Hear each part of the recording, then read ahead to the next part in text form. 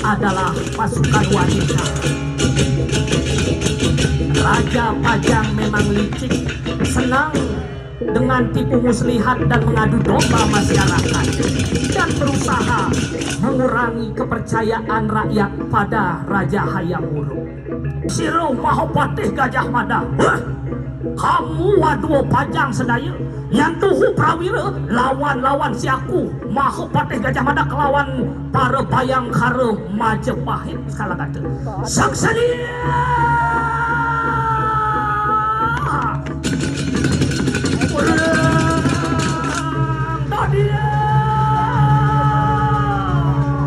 trompet sangka kala pun dibunyikan, namun pasukan Majapahit ragu karena yang dilihatnya adalah pasukan wanita. Tak berani ia menyerang dan akhirnya pasukan Majapahit